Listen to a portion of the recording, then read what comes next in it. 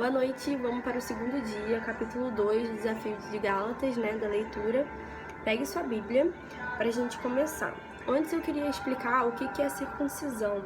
Circuncisão é uma cirurgia da retirada do prepúcio do órgão masculino, do órgão genital masculino. Foi uma lei que o Senhor ordenou a Abraão. E desde então, desde Abraão, essa lei foi cumprida. Só que chegou em um momento que houve uma divergência entre Paulo e Pedro, porque Pedro concordava em continuar, só que Paulo falou que não precisava mais isso. Desde que Jesus veio, morreu por nós na cruz, não precisava mais dessa justificação, não precisava mais dessa lei, que através do sangue de Jesus que foi derramado no madeiro, nós somos justificados pela fé. Então não precisava mais dessa lei. Então houve essa divergência entre esses dois homens de Deus. Vamos começar. Primeiro versículo. Depois, passados 14 anos, subi outra vez a Jerusalém, com Barnabé, levando também comigo Tito. E subi por uma revelação, e lhe expus o evangelho que prego entre os gentios, e particularmente aos que estavam em estima, para que de maneira alguma não ocorresse ou não tivesse corrido em vão. Então, no versículo 2 ele fala que subiu por uma revelação. Ele foi a Jerusalém por uma revelação. Ele não foi porque alguém mandou, ele não foi porque ele achava correto ele ir, ele foi porque Deus falou com ele que ele precisava ir. Então muitas das vezes a gente quer tomar atitudes que Deus não condiz com essa atitude nossa. A gente quer realizar sonhos, a gente quer realizar coisas, mas antes a gente tem que orar a Deus para ver se Deus está de acordo com isso, se Deus aprova, se a gente vai ter sim uma aprovação de Deus para fazer algo. Continuando, versículo 3. Mas nem ainda Tito, que estava comigo, sendo grego, foi constrangido a circuncidar-se. E por isso, por causa dos falsos irmãos que se tinham entremetido, só baixar um pouquinho aqui a música, e secretamente entraram a espiar nossa liberdade que temos em Cristo Jesus, para nos pôr em servidão, aos quais nem ainda por uma hora cedemos uma sugestão, para que a verdade do Evangelho permanecesse entre vós. E, quanto àqueles que pareciam ser alguma coisa, quais têm sido noutro tempo, não só me dá, Deus não aceita a aparência do homem. Esses digo que pareciam ser alguma coisa, nada me comunicaram. Então, sobre esse versículo, muitas das vezes a gente quer colocar todas as nossas expectativas em cima de pessoas que a gente admira, em cima de pessoas que a gente tem como pessoas de Deus. Só que a gente pode se frustrar, por isso que não é o correto. Então a gente deve sempre colocar nossas expectativas em Cristo, em Jesus, porque Ele sim não vai nos decepcionar. E foi isso que ele está falando aqui, o que aconteceu. Continuando, versículo 7. Antes, pelo contrário, quando viram que o evangelho da incircuncisão me estava confinado, como Pedro... Amor, pai! Não! Você veio aqui! Continuando. Antes, versículo 7. Antes, pelo contrário, quando viram que o evangelho da incircuncisão me estava confinado como a Pedro da circuncisão, porque aquele que operou eficazmente em Pedro para o apostolado da circuncisão, este operou também em mim, com eficácia para os gentios. Então, nesse momento, ele tá... Para, amor, sai. Então, nesse momento aqui, ele falou que ele estava declarando que, assim como Deus escolheu Pedro, escolheu ele também. E não era por causa de uma divergência que tudo ia acabar. Eles tinham opiniões contrárias, eles pensavam de maneira diferente, mas ninguém estava ali buscando um cargo, ninguém estava ali buscando uma autoridade maior. Eles só estavam querendo... conversar e entender e solucionar melhor o problema do Evangelho. Versículo 9.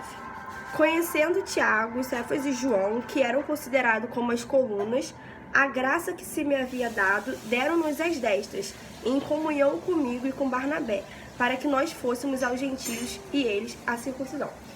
Esse versículo me chama muita atenção, porque ninguém é melhor que ninguém.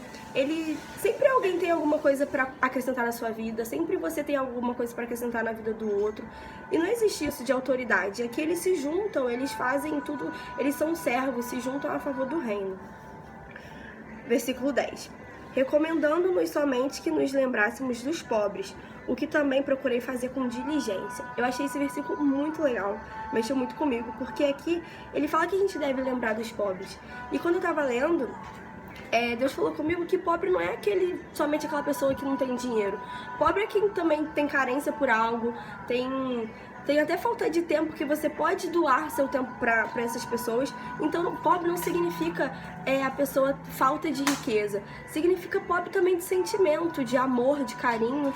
Então, Paulo, ele foi o exemplo disso. Ele ia até os pobres, escutava, ensinava com diligência. Continuando, versículo 11. E chegando Pedro a Antioquia, lhe resistiu na cara, porque era repreensível. Aí, aqui começa eles discutirem, né, sobre as opiniões diferentes que eles tinham, que eu comecei falando lá no começo do vídeo. Porque antes que alguns tivessem chegado da parte de Tiago, comia com os gentios. Mas depois que chegaram, se foi retirando e se apartou deles, temendo os que eram da circuncisão.